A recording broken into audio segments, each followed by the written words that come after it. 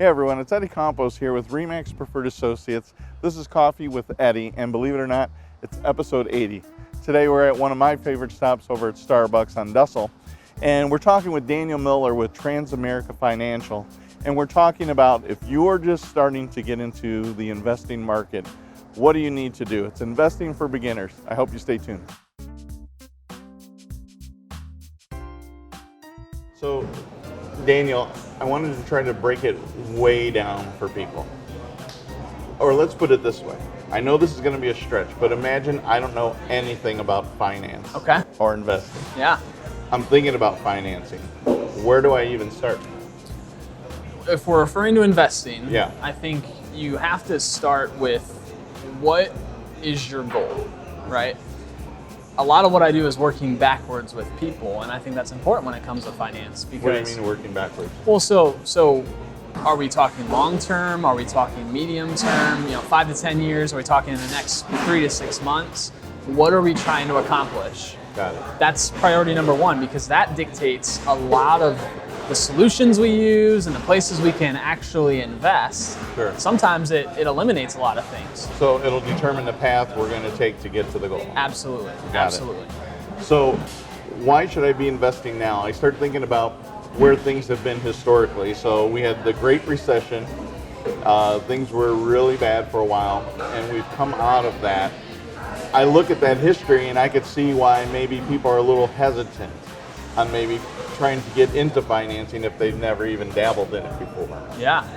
If you've looked in the last 20 years, there's been some really scary times when it comes to investing for the long term. Yeah. There's also been some really exciting times, right? And a lot of different investments that have gone through the roof in that 20-year time period. So if we go where to start, I think you have to know, what are we trying to accomplish? What's the goal?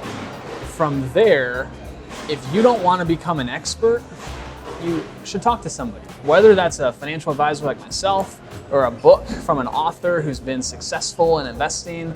You can subscribe to podcasts. You can get connected to different people.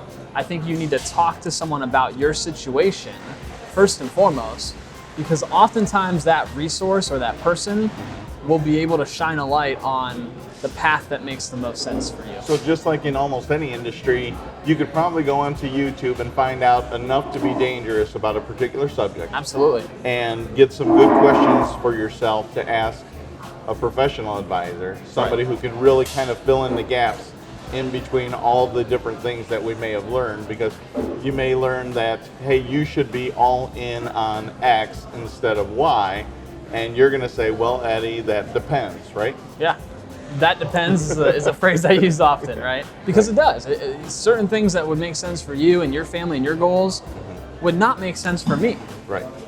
Personal finance is personal. Imagine a doctor prescribing a medication for every single person, right? We've seen recent examples of that. It didn't end well, right? It has to be tailored to the individual, their goals, their time horizon. And so what I tell people all the time, whether it's me or someone else, talk to an independent financial advisor, someone who has multiple options, multiple schools of thought. They're not incentivized in any one way, shape, or form, right? If you have a toolbox that only has a hammer, everything looks like a nail, right? We've all heard that. Right. Financial advising is no different. Right. Certain advisors are limited by their toolbox, whether their company enforces it or their licensing enforces it. So you want to talk to someone who's independent, fully licensed, that has every available solution for you and your situation, once you have a little bit of knowledge of what you're trying to accomplish. Okay, so let's imagine for a second, I've been on YouTube, I've read some books, I've spoken to you. Do I have to have a certain dollar amount to be able to start with to try to invest? Do I have to have $10,000, $1,000? So from that perspective, what do I need to have ready? What do I need to be prepared to do? Yeah, based on your goals, it depends, right? Yeah. Based on your goals, bring that information into myself or another advisor. I can tell you, Eddie, in our industry as a whole, there's certain advisors, just like yours, that only work with a certain type of client, right? So there's certain realtors, I'm sure, that only sell $500,000 or $1 million homes, and you're not one of those, right? Not yet. Right. as an advisor, there's certain advisors that you have to have multiple 6 figures, maybe 7 figures to talk to. Our company is not one of them. So for us, we can sit down with people and help them at the very beginning, even identifying those goals or putting together a very basic plan. We offer that. So you really just need to know what you're trying to accomplish.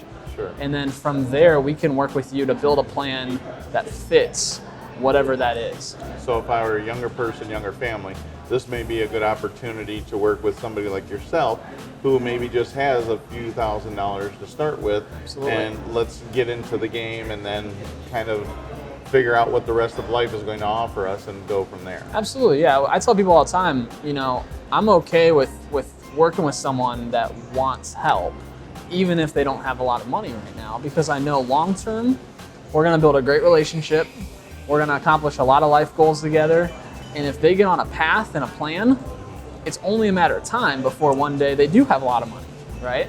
So us as a company, and specifically me, I'm okay with growing with people. In fact, I like that.